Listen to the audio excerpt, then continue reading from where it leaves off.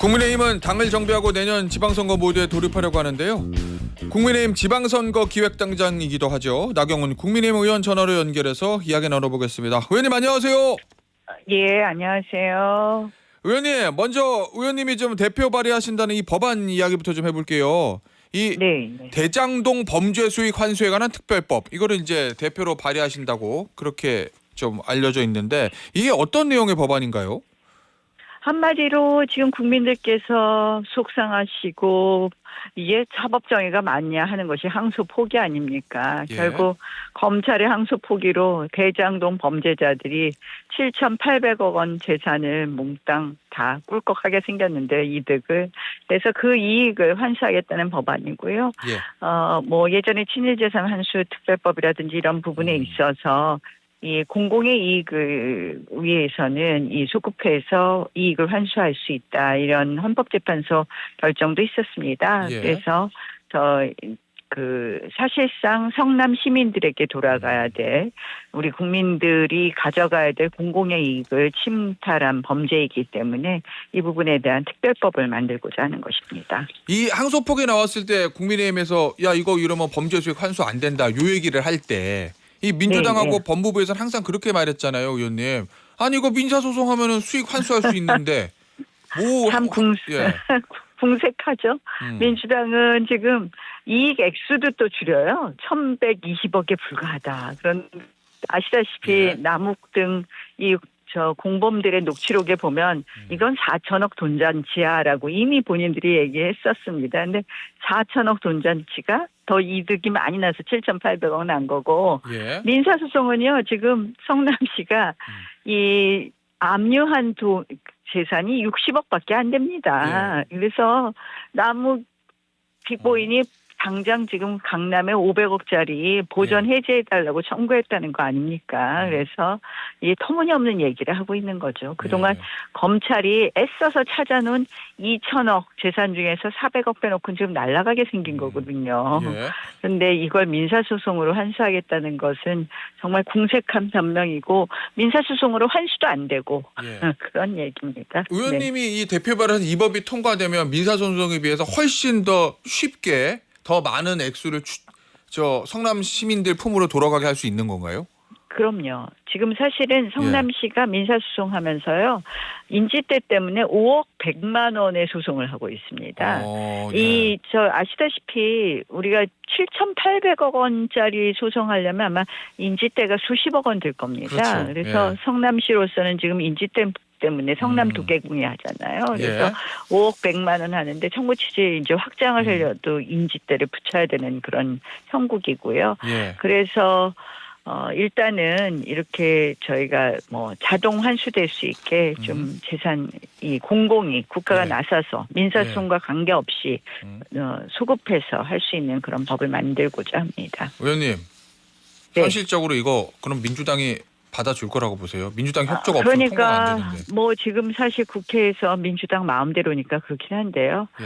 뭐 민주당이 떳떳하면 받겠죠. 근데 떳떳하지 않고 우리가 주장하는 것처럼 그분의 뜻대로 그분이 뜻하는 거 두 가지 아닙니까? 항소 포기로 인해서 본인에게 항소심 가서 무조건 유리한 진술을 할 수 있다. 본인을 지켜줄 것이다고. 두 번째는 범죄 이익을 그들에게 그대로 둠으로써 실질적으로 이익 부분 나누는 거 보면 그분도 나머지는 그분 것 이런 게 있잖아요. 그러니까 결국 우리가 생각하기에는 범죄 이익이 그대로 있는 것이 그분에게도 이익이 된다는 건데 그 두 가지가 아니라면 우리가 주장하는 것처럼 그런 것이 아니라면 못 받을 이유가 없지 않나요? 알겠습니다. 이 관련해서 이거 항소 포기에 반발했던 검사장들 있잖아요. 요거 징계한다, 평검사로 강등한다 그런 얘기들이 나와요. 지금 그 부분은 어떻게 보세요, 의원님? 아마 국민들하고 똑같은 생각이 들 겁니다. 이 사법 정의에 맞지 않는 거, 범죄 수익을 그대로 안겨둔 이 사건에 대해서 이유를 설명해라, 경위를 설명하라는 이 검사장들, 그 검사장들도 대부분이 이 정권이 임명한 검사장들인데요. 그 검사장들에게 징계를 한다? 무슨 이유로 징계를 하는 거죠? 강등을 한다? 강등을 한다는 것은요.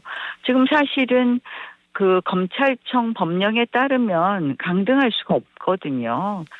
아시다시피 이 검사장들은 대검 검사급이거든요. 예. 대검 검사급은 급이 다른 겁니다. 그래서 이걸 강등을 하려면 자기네 대검 법령을 바꿔야 되는 겁니다. 그러니까 이들은 보면 뭐 안 되면 법도 바꾸고 아무것도 다 뭐든지 다 할 수 있는 무서운 세력이 되었어요. 그게 바로 저희가 말하는 독재라는 거죠. 그러니까 어떻게 민주당이 입법도 하고 사법도 하고 행정도 하고 다 합니까? 그래서 저희는 도대체 이런 부분에 대해서 지적 예. 안 할 수가 없고요. 오늘도 그래서 이런 항의하는 그런 집회 하러 갑니다. 의원님도 가세요? 네, 예, 갑니다. 네. 의원님 일단 장외 집회는 장외 집회고 국회 내에서는 국정조사 카드를 지금 들고 나오는데 야당에서 여당도 마찬가지고 그런데 이제 이게요. 민주당은 법사위에서 하자고 그러고 국민의힘은 특위를 구성하자고 하거든요. 근데 이게 법사위에서 하는 거랑 특위에서 하는 거랑 뭐가 다른 거예요?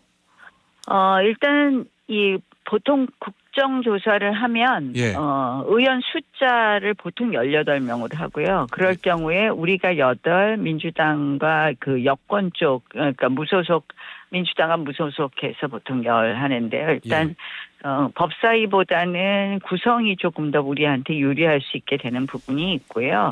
그러나 가장 큰 문제는 가장 큰 부분은 민주당은 이것의 국정조사의 대상을 조작 기소라고 이야기하지 않습니까? 그래서 조작 기소 부분만 하자는 것이고 저희는 대상이 아니 이게 항소 포기에 대한 궁금증 이 검찰이 반발하는 것처럼 항소 포기가 누구의 지시에 의해서 어떤 경위로 있는지를 알아보자는 것이기 때문에 대상에 있어서도 큰 차이가 있습니다.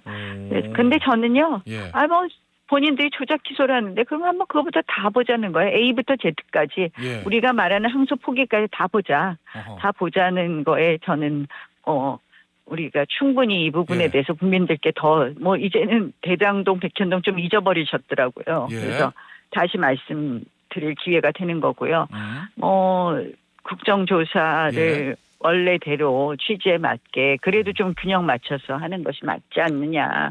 지금 또 추미애 위원장은 제가 어제 조금 전에 그 김병기 원내대표가 운영이 진행하는 거 보여주시던데요. 좀 그거에 한 10분의 1만이라도 좀 배우시면 좋겠어요. 얼마나 편파적으로 하시는지. 뭐 저희는 발언권도 막 뺏기고요.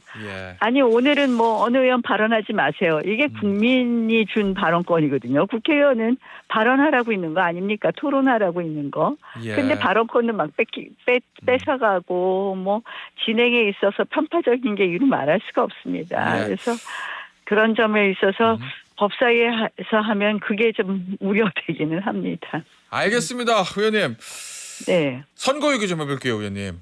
지방선거 총괄 기획단장이시니까. 내년 지방선거 이기셔야 될 거 아니에요. 그럼요. 어떤 방안을 좀 가지고 계세요?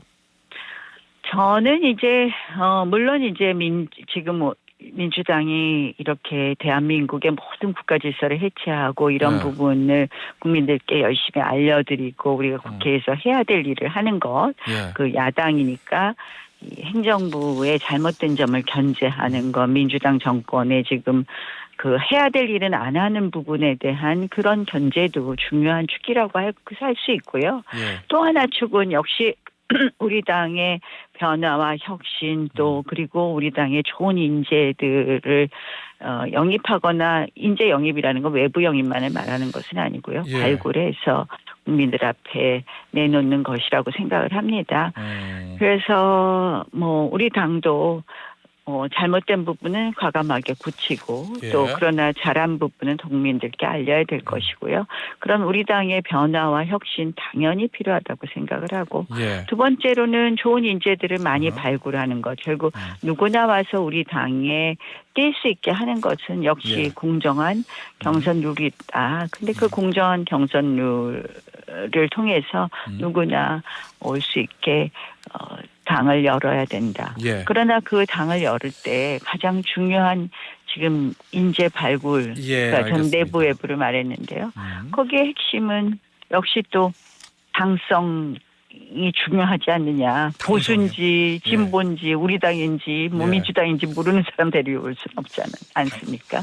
뭐 이러이러한 예. 것이 기준이 되지 않을까 합니다. 알겠습니다. 저 변화 혁신 말씀하셨는데 이 저 장동욱 대표가 내년 지방선거는 체제 전쟁이다.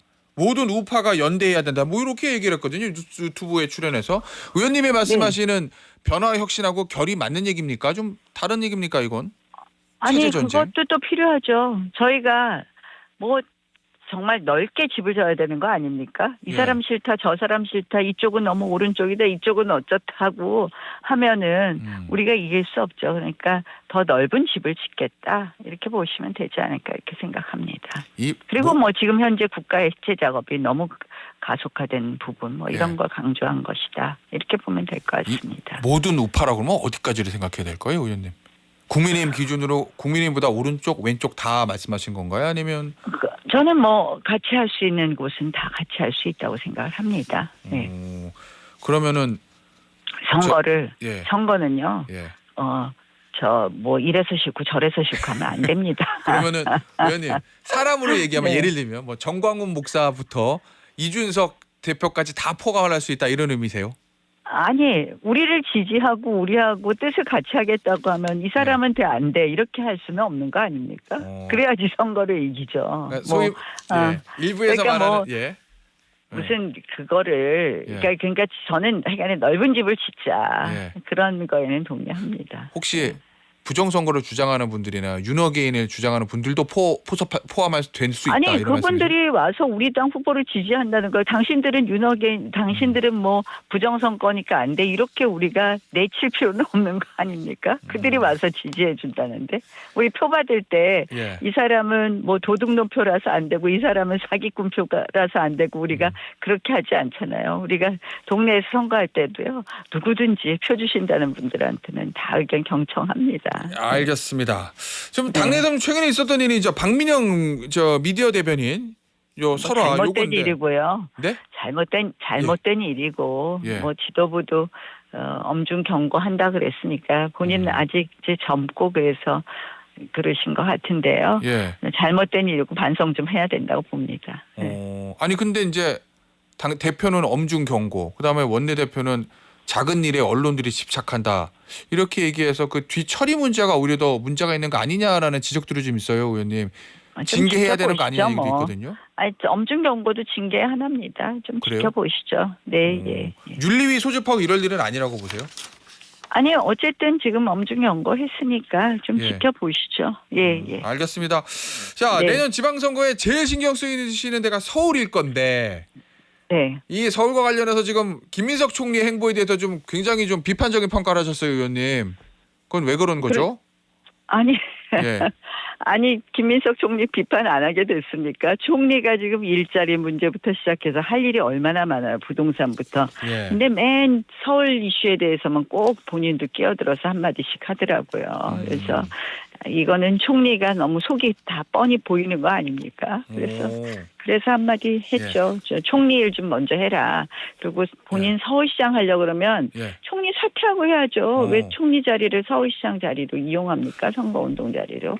그 말씀한 예. 겁니다. 의원님. 네. 김민석 총리가 서울시장 선거에 등판할 수 있다고 보세요? 저는 가능성이 매우 높다. 이렇게 보고 있습니다. 예. 아, 그래요? 뭐 최근의 예. 행보가 보여주고 있고요. 예. 뭐 아무래도 이재명 대통령으로서는 예. 가장 믿을 수 있는 사람을 서울시장 자리에 앉히려고 하지 않겠습니까? 결국 본인들이 이제 17개 시도 지방 권력까지 다 가지려고 할 때, 근데 예. 뭐 딴짓하는 사람 앉히면 안 될 거고요. 그런 예. 면에서는 뭐 신뢰가 있으니까 예. 뭐 상당히 그 가능성이 높지 않나 이렇게 보고 있습니다. 혹시 의원님도 출마하세요? 저는 요새 너무 할 일이 많잖아요. 국회에서. 예. 그래서 사실은 진지한 고민을 못했습니다만 아. 하나의 원칙은 있습니다. 예. 내년 지방선거는 너무나 중요한 선거이다. 꼭 이길 수 있도록 우리가 최선을 다해야 된다. 예. 뭐 이런 원칙은 가지고 있지만 아직 깊이 진지하게 고민할 여유가 없었습니다. 알겠습니다, 의원님. 저 마지막 질문 될 것 같은데요. 내일 저 이거 국회 패스트트랙 관련해 가지고 선고가 나와요. 네, 이거 예. 어떤 저 판결 기대하세요? 결과 어떻게 예측하고 계신가요, 의원님? 이 사건은 뭐 아시다시피 민주당이 하루에 2명씩 의원의 의사에 반해서 불법적으로 사보임하면서 공수처법과 연동형 비례제 법안을 올린 사건입니다. 그래서 거기에 우리가 저항을 한 것이고요. 이거에 대해서 그러니까 한마디로 정치 영역을 사법의 영역으로 갔다는 점에서부터가 문제이고요. 예. 이것부터 민주당의 의회 독재가 시작이 되었습니다. 그래서 이 재판을 내서 저는 그래도 사법부가 여러 가지 현명한 판단을 해주시지 않을까. 지금 그거부터 시작해서 민주당이 수가 많으면 마음대로 할 수 있다. 이걸 시작을 한 거거든요. 그래서 지금 뭐 모든 이런 민주당 마음대로 정부가 된 거에 핵심은 국회를 그들이 다 장악했기 때문이거든요. 그래서 그런 점에서 현명한 판단을 해주실 거다. 이렇게 기대해 봅니다. 알겠습니다, 의원님. 오늘 인터뷰 여기서 네. 마무리하도록 하겠습니다. 나경원 국민의힘 의원이었습니다. 감사합니다. 네, 고맙습니다.